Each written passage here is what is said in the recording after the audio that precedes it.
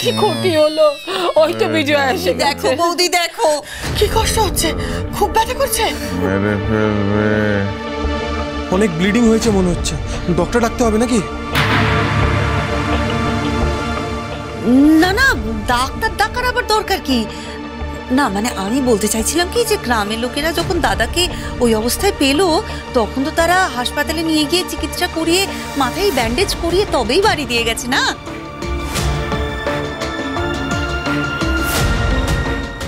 ও মা, তাই নাকি?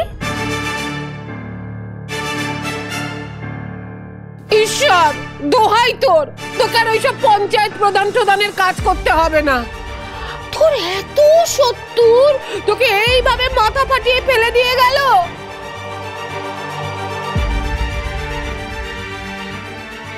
মিথ্যেটা জোরালো করতে হবে বিজয়ার কাছে।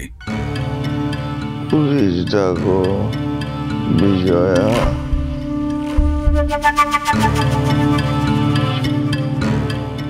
সত্যি সত্যি পুলিশ ডাকার আগেই থামিয়ে দেব বিজয়াকে। পুলিশ ডাকো বিজয়া, আমি বিচার চাই, বিচার চাই। হ্যাঁ, পুলিশ তো ডাকতেই হবে। আমার ফোন, মেজো ফোনটা দে তো।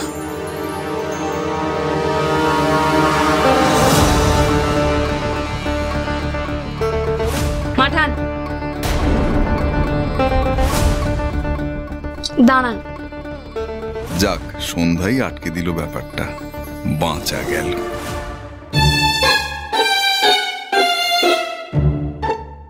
সব পুলিশ টুলিশ পরে ডাকবে।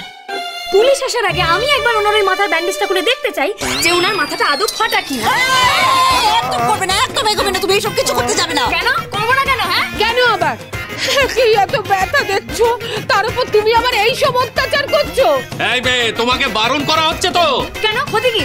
আমি তো শুধু বলেছি ব্যান্ডেজটা খুলে দেখবো যে ওনার মাথাটা আদৌ ফেটেছে কিনা। এটা অসুবিধাটা কোথায়? আরে মাথা ব্যথা নিয়ে কেউ নাটক করতে পারে নাকি? পারেন, উনি সব করতে পারেন, উনি নাটকই করছেন। আরে করছেন না উনি নাটক। একটা বুড়ো মানুষের এইভাবে মাথা ফেটেছে আর তার ছেলের বউ কিনা ব্যান্ডেজ খুলে দেখতে চাইছে। এই তো ডাকাত বউ গো, মানুষ মেরে ফেলতে পারে। আমি ডাকাত? হ্যাঁ, মিথ্যাবাদী উনি, নাটক উনি করছেন, নাটক করছেন উনি। ওরে তোরা আমায় রাস্তায় ফেলে দিয়ে আয়, ঘরের লোকের হাতে মরার থেকে ওই বাইরের লোকরা আমার মাথায় আরো 4টে লাঠির বাড়ি মেরে যাক, সেই বরং ভালো, সেই বরং ভালো। ও দাদা, বুঝি খুব কষ্ট হচ্ছে, বুঝছি। দেখেছেন, উনি আবার নাটক করছেন, আবার নাটক করছে। আমি দেখবো। বৌমাকে নিয়ে ঘরে যা। আপনি ঘরে চলুন। না, আমি ঘরে যাবো না। আমি দেখতে চাই পুরো মাথা ব্যান্ডেজ করেছে, কতটা গভীর আমি দেখবো। আরে বাবা রে, আরে এই কি হচ্ছে? আপনি করে বলছেন কেন আমাকে? আমি তো বলছি আমি প্রমাণ করে থাকবো। তুমি বিশ্রাম নাও, আমি এখনই পুলিশকে খবর দিচ্ছি। অন্যায় করে কেউ পার পাবে না। এখন থাক না বিজয়া। না না, থাকবে কেন? এ তো খুনের চেষ্টা, পুলিশকে তো জানাতেই হবে।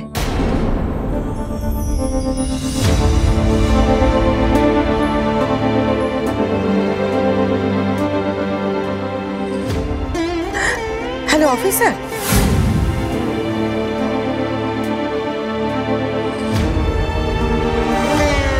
ছাড়ুন বলছি। আরে কি মুশকিল, নিজের বাবাকে বাঁচানোর জন্য আপনি আমাকে এইভাবে ঘরে নিয়ে এলেন, তাই না? আর আপনাকে আমি বলেছি না আপনি আমাকে একদম ছবেন না, তারপরও আপনি আমার গায়ে হাত দেন আর আজকে তাকে জড়িয়ে ধরলেন। আপনার তো সাহস কম নয়? দেখুন, আপনি যেমনটা ভাবছেন তেমনটা একদমই নয়। আমি আপনাকে জড়িয়ে ধরেছিলাম শুধুমাত্র আপনাকে শান্ত করার জন্য। এই, আপনাকে আমার শান্ত করার ঠেকা নিতে কে বলেছে? বেশি বরগিরি দেখাচ্ছেন, তাই না? ভণ্ড বর একটা, বেশি দরদ দেখানো হচ্ছে। তাও তো আমার একটাও কথা বিশ্বাস করেন না আপনি। কে বলেছে আমি আপনার কথা বিশ্বাস করি না? আমি আপনার কথা বিশ্বাস করি না। আপনার কথা বিশ্বাস করি তো আমি অঙ্কনদের বাড়িতে গেলাম, আর সেখানে কেউ কি কিছু বেরোলো? কিছু জানতে পারলেন আপনি? না তো। আমার কি মনে হয় জানেন তো, আপনি না আমার বাবার উপরে খামাখা সন্দেহ করেন। তাই বুঝি? সে তো আপনি বলবেনই, আপনার নিজের বাবা বলে কথা না। এই জন্যই আমি বলেছিলাম আমার ঠিক মনে হয় যে আপনারও কারো না কারোর সাথে কোনো না কোনো লটর পটর আছে। কি ঠিক বলেছি? আর যেদিন আপনার বাবার মতো আপনার লটঘরটা একদম হাতে ধরতে পারবো না, সেদিন দেখাবো মজা। সে যখন যা দেখানোর তা দেখাবেন, কিন্তু এখন আমার বাবাকে ছাড়ুন। না, আমি বুড়োকে মোটেই ছাড়বো না। আরে আপনাকে আমি তো বললাম এই ব্যাপারটাতে নাক গলাতে না। আরে বাবা, পুলিশকে ডাকা হয়েছে, পুলিশ আসবে, পুলিশ এসে দেখবে কোনটা সত্যি কোনটা মিথ্যে, কোনটা ঠিক কোনটা ভুল, তাই না? নীলাদা, হ্যাঁ ওই দাদা, পুলিশ এসে গেছে। এসে গেছে? হ্যাঁ চলো চলো। আর এই যে শুনুন, আপনি এই ঘরেই থাকবেন, ওইখানে গিয়ে আবার কোনো নতুন নাটক করবেন না যেন। উফ, আমার বয়ে গেছে আপনাদের কথা শুনতে।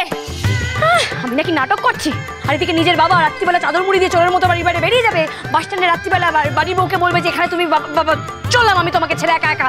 সেগুলো কিছু না, আমার তারপর নাকি কেউ তার এসে মাথাও পাঠিয়ে দিয়ে যাবে। সেগুলো কিচ্ছু নাটক না, আমিই নাকি নাটক করছি। কিন্তু একটা অঙ্ক কিছুতেই মিলছে না। কামাক্কা কেন বললো যে ও নাকি মিথ্যা বলেছিল? যাক যাক, পুলিশ তো এসেই গেছে, পুলিশই বের করবে কোনটা আসল আর কোনটা নকল। হে ভগবান, না না না না না, এই পিসিগুলো কাকাগুলো তারপরে পিসি ঠাম্মি সব বাবা সব তো একই গোয়ালের। ওরা যদি সবাই মিলে এখন পুলিশকে ঘোল খাওয়ায় তখন হতেই পারে। আমি একবার ওখানে যাই, আমাকে পুলিশের সাথে কথা বলতে হবে, দেখাচ্ছি মজা। বিজয়া কোথায়? বিজয়া? আরে বিজয়া তো নিচে গেল পুলিশের সাথে কথা বলতে, সঙ্গে আমাদের রিন্টু মন্টুও গেছে। কিন্তু দাদা, তুমি নিজে থেকে পুলিশের কথাটা তুলতে গেলে কেন? হ্যাঁ, পুলিশ এবার এলে তুমি তাকে কেমন ভাবে সামাল দেবে ভেবেছো? আরে বাবা, বিজয়ার কাছে ব্যাপারটাকে আরো বিশ্বস্ত করবার জন্য পুলিশ ডাকার কথা বলেছিলাম। ভেবেছিলাম ঠিক সময় বিজয়াকে থামিয়ে দেবো, পুলিশ ডাকতে দেবো না। কিন্তু তার মধ্যে সন্ধ্যা এসে ওই শয়তানটা এসে একবারে এমন নাটক বানালে যে একবারে সবকিছু ভেস্তে দিয়ে ছেড়ে দিলে। বাবা ও তুই চিন্তা করিস না, পুলিশ এলে আমি এমন মিথ্যে টিকতে বলে ব্যাপারটাকে সামনে দেবো। ঠিক আছে ঠিক আছে, আসুন অফিসার।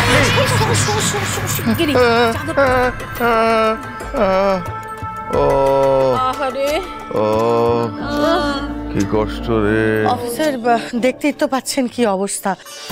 বেশি প্রশ্ন করে কষ্ট দেবেন না, মানে যেন বেশি কথা বলতে না হয়। না না মাঠান, প্রধান মশাইকে আমরা কোনো রকমই কষ্ট দেব না, দু একটা প্রশ্ন করেই চলে যাব। দেখবেন যাতে দোষীরা ধরা পড়ে।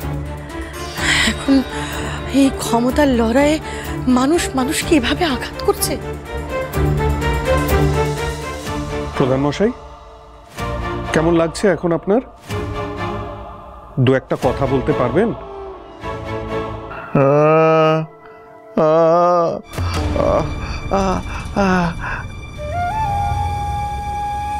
আচ্ছা বলুন তো, এই অবস্থা আপনার কে করলো প্রধান মশাই?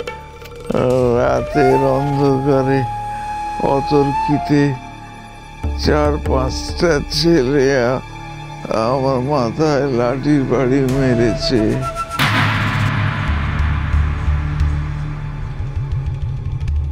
আচ্ছা তাই নাকি? কোথায়? ওই বাস স্ট্যান্ডের যাওয়ার দিকের রাস্তায়।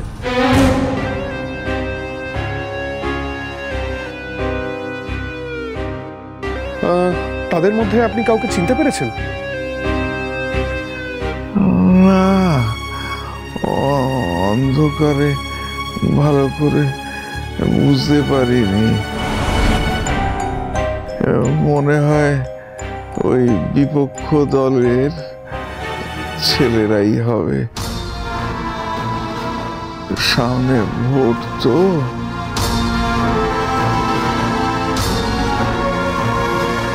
তাই অন্ধকারে গেছিলেন কেন আপনি? কি কাজ ছিল?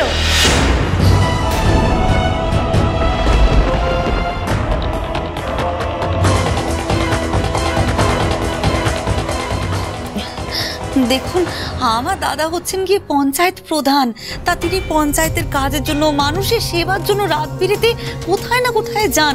হ্যাঁ, এটাই তো স্বাভাবিক কথা। কি আমি ঠিক বলছি না দারোগা বাবু? হ্যাঁ তা তো বটেই। আচ্ছা প্রধান মশাই, বাস স্ট্যান্ডের ঠিক কোনখানটায় ওরা আপনাকে অ্যাটাক করেছিল বলুন তো? তা আপনি বাস স্ট্যান্ডে গেছিলেন কেন, তাই না দারোগা বাবু?